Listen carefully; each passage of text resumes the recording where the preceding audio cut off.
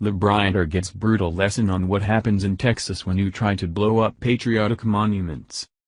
Liberals around the country have taken the lax punishment for the recent riots as a free pass to do whatever they want and brand it social protesting.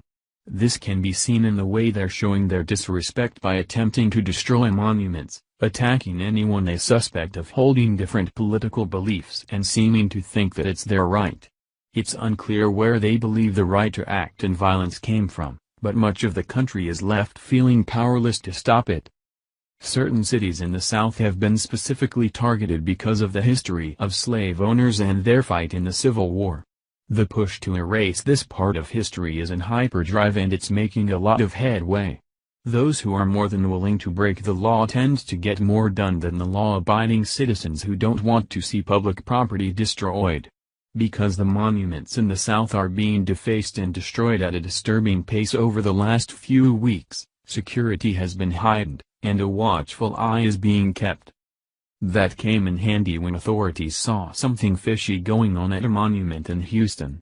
Apparently, Spring Branch native, Andrew Schneck wanted to take justice into his own hands but forgot that he was in Texas, where that is frowned upon.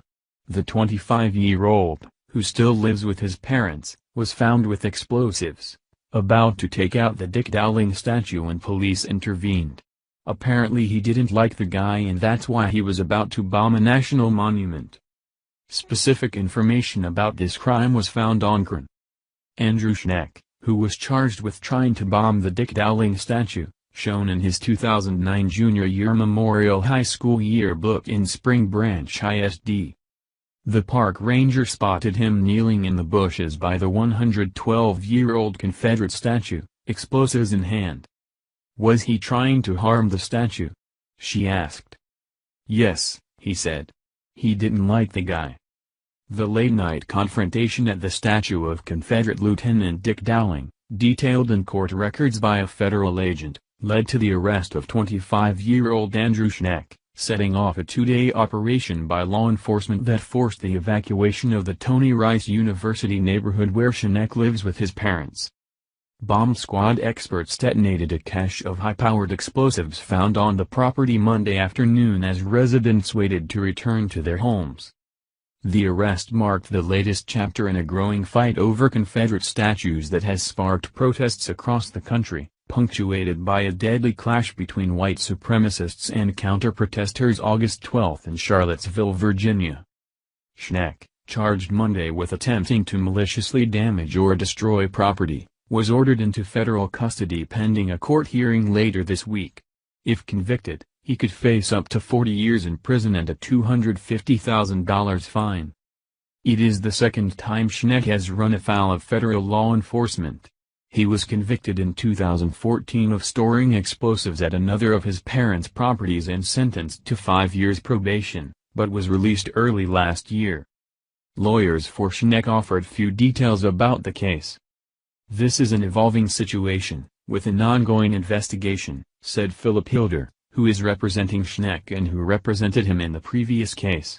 It would be premature to comment at this time since we have not seen the evidence. Schneck's arrest about 11 p.m. the Saturday followed a day of protests and counter-protests over another controversial statue, the Spirit of the Confederacy, in Sam Houston Park. The Destroy the Confederacy protest drew hundreds but ended without incident.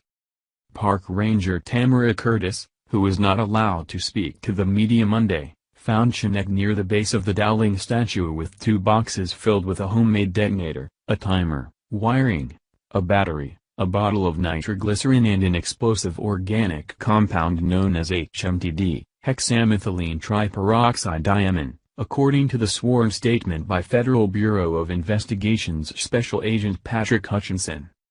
I could be wrong, but I think when you cause the feds to swarm your parents' home, your TV privileges get suspended indefinitely. Especially if it's not your first offense.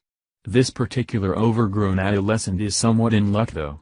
It's not guaranteed that you'll be treated gently if you're caught with explosives, ready to destroy public property in Texas. In light of the recent misconduct of rioters, Texas enacted a measure to try and discourage this kind of activity. Freedom Daily reported on that just days ago. Now a Texas cop who works as a firearms instructor is putting protesting snowflakes across America on notice, informing them that if they're caught destroying a monument, they'll more than likely end up dead. He reveals that under Texas law, any citizen can use deadly force to stop vandalism.